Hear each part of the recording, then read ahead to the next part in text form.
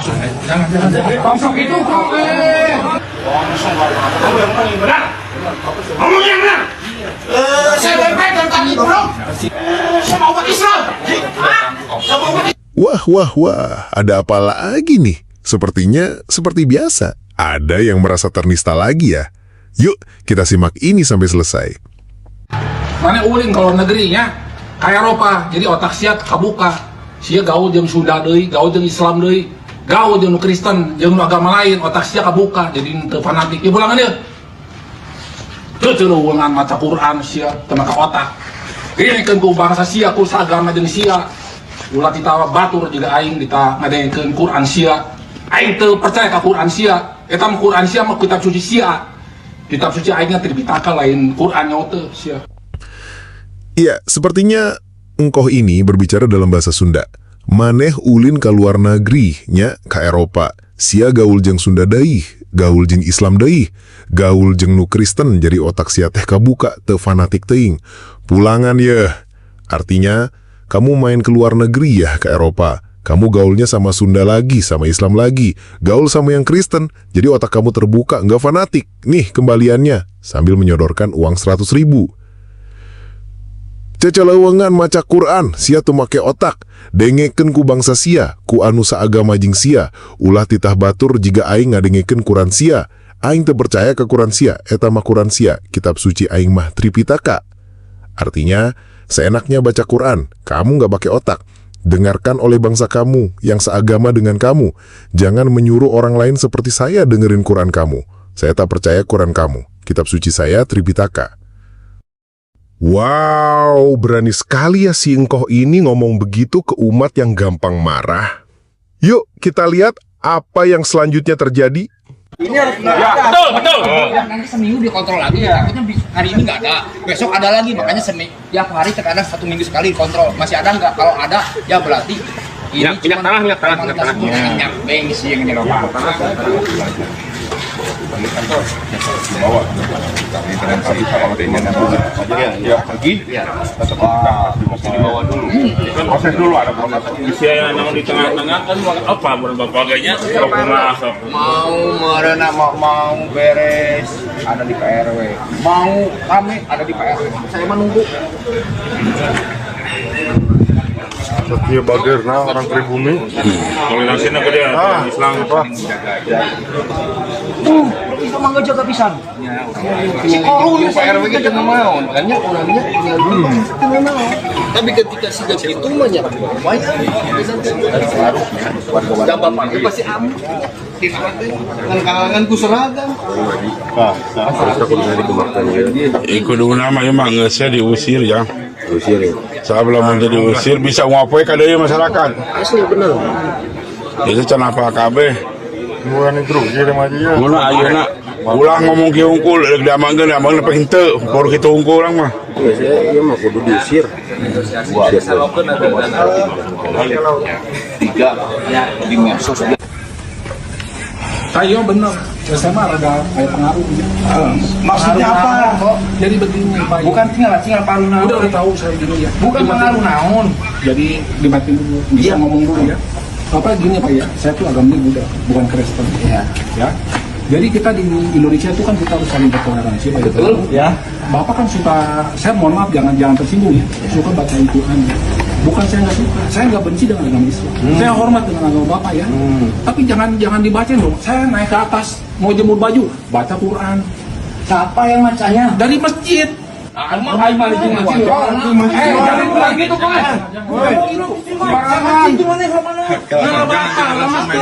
Jangan langsung. Jangan. Bangsok itu kok. Bandungan tuh Pak. Sangan anak teuing eta ngadenge Quran. Salah tuh ya kayak percaya kakak ngaji tuh. Kurang lu kudu bilang. Percaya kakak ngaji tuh. Dia kan argumennya seperti gitu. Kayak orang susu argumennya. Kalau bukan jelek ya. Jadi Memang bawa edan lah mate. Percaya kakak ngaji dia teh mempercaya mana jam cicing ya Pak. Terus nggak apa-apa deh, masuk aja nggak apa-apa, nggak bakal terjadi apa-apa. Nggak apa-apa. Masuk aja kok. Saya tuh menghormati agama bapak-bapak, mayoritas tuh bapak ya maaf ya. Jadi yang setuju Pak, Bapak saya juga kalau setuju Pak. Bapak tuh mayoritas agamanya, ya. Jadi saya menghormati agama bapak sendiri, karena agama bapak mayoritas. Saya tuh minoritas. Betul, so. Ya. Terus bapak saya gini panjang saya kok. Kalau bisa aja kita ya. Ini minoritas. Sebagai minoritas saya pernah Terusin aja. Jadi mungkin saya kepengaruh mungkin dari pengaruh diri saya gimana ya. Saya merasa kayaknya saya tuh wah ini kayak ini ke saya ditujukannya gitu kan ya. Jadi saya Mau merasa ada tuh- ajan, seolah-olah Bapak bukan aja enggak. Kalau aja Baca saya Quran, enggak. baca Quran terganggu. emang tadi ada yang baca Quran.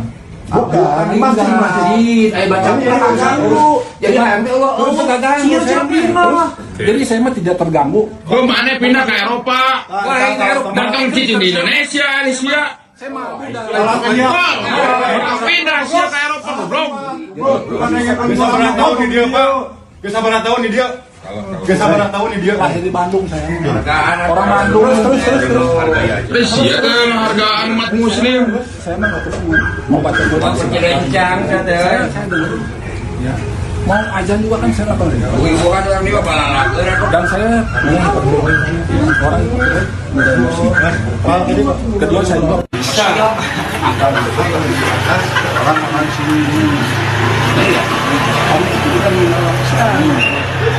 Aku mau undang aja nggak sama orang-orang sini. hukum di sini ya. Bukan kekumpul di sini, kamu orang Islam. Kalau kamu ngomongin agamanya apa? Kalau saya hina budak gimana? Enak nggak? Kamu yang ngomongin benar. Ngomongin yang benar. Saya baik-baik dari tadi bro. Tersinggung pasti.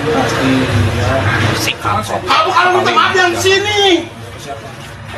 Sama umat Islam. Sama umat Islam kalau minta maaf. Hah? Sama umat Islam kalau minta maaf. Nggak bakalan apa-apa. Iya mas. Kalau minta maaf. Yah, jadi seperti yang bisa kita duga, umat mayoritas yang gampang tersinggung pasti langsung ngamuk. Tapi sebenarnya, kenapa sih si engkau ini berbuat seperti itu? Batak aralimun ngirim ngintun paket ka dieu gitu. Upami aya nu uji ente na aya pesanan bumi di dieu teu dipasikeun otomatis kurir. Anu janten kagentosan pakai teras budang sami bakal kada Nyarekan anak sarwa tuh buat di sini. Nyarekan anak membawa agama, membawa suku. emang Selalu seperti itu. Hari nyarios nama Pak Asep oge ka abdi. Eta mah senang teh da fanatik pisan senang anu agamana. Ieu we cinta Pak Asep anu fanatik anu agamana abi resep mabok cinta. Ayo cinta orang ngobrol masalah agama mah. Abi oge sana Islam cinta tapi abi jauh-jauh kanu agama cinta can pernah nepikeun ka ngagoreng agama. Toleransi lah Pak. Bawa akidah apa? Ini bawa akidah benar-benar sensitif. Kalau masalah menyarikan TKI ini Pak bahaya. Merugikan Pak kayak gini Pak.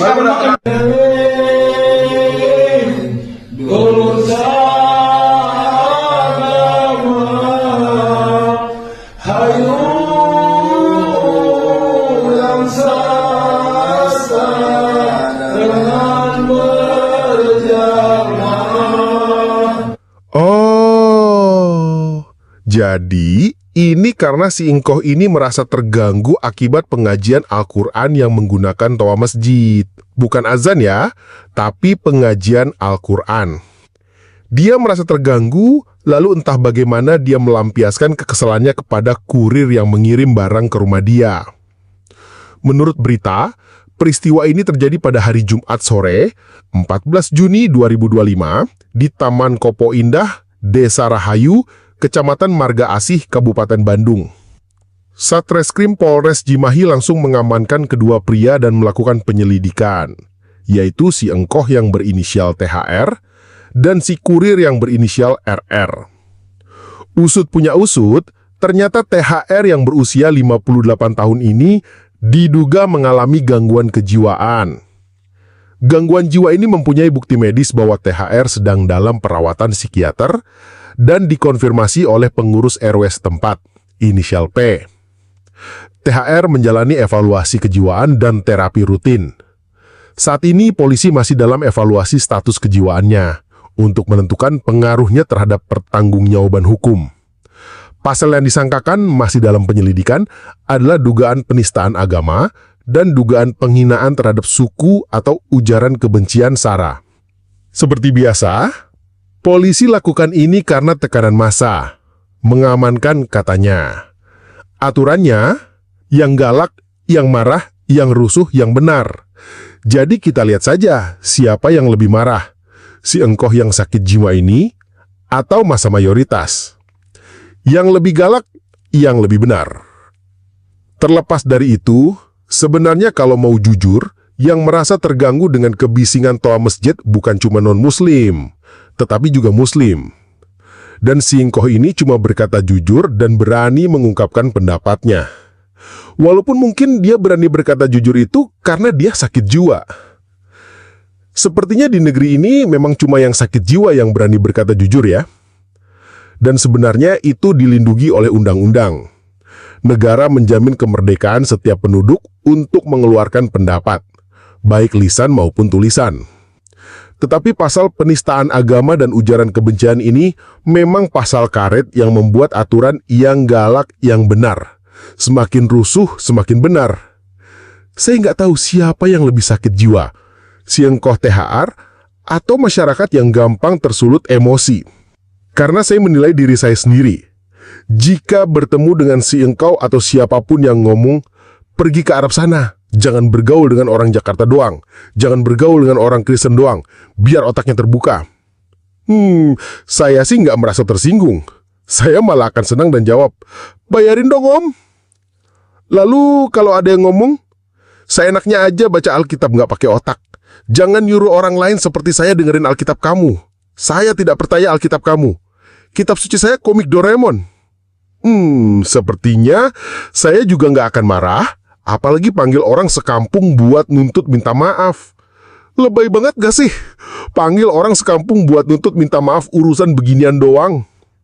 Kalau saya sih paling cuma akan berpikir dalam hati, wah, sepertinya orang ini lagi stres, dan langsung pergi.